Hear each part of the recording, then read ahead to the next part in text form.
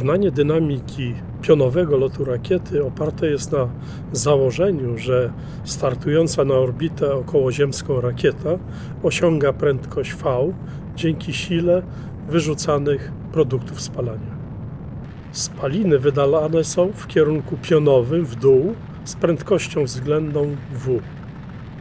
Dodatkowo na prędkość V wpływa działająca na rakietę siła ciężkości P, którą obliczamy mnożąc masę rakiety przez przyspieszenie ziemskie g. Kluczowym jest obliczenie aktualnej masy rakiety M. Jest ona równa masie startowej rakiety, duże M, pomniejszonej o zużytą masę paliwa, którą obliczamy mnożąc małe q przez czas t. Dla obliczenia prędkości rakiety korzystamy z równania Mieszczerskiego, którego postać dla kierunku pionowego jest następująca. Masa rakiety razy pochodna prędkości względem czasu równa się sumie sił działających na rakietę. Są to siła P oraz siła Mieszczerskiego φ.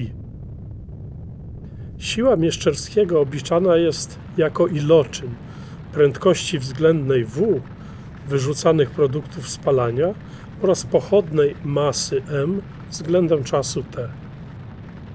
Siła P jest równa aktualnej masie rakiety M pomnożonej przez przyspieszenie ziemskie g.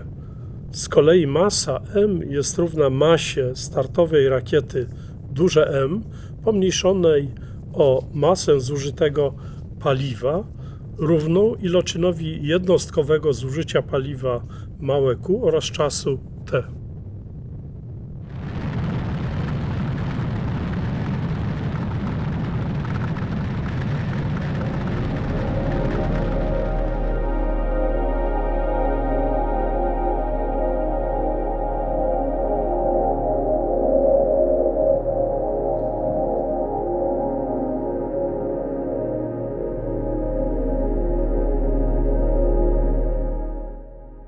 Biorąc pod uwagę przedstawione równanie dynamiki dla pionowego lotu rakiety, proszę określić prędkość V rakiety o masie startowej M, gdy zużycie paliwa na jednostkę czasu wynosi Q, a produkty spalania wypływają z rakiety ze stałą prędkością względną V.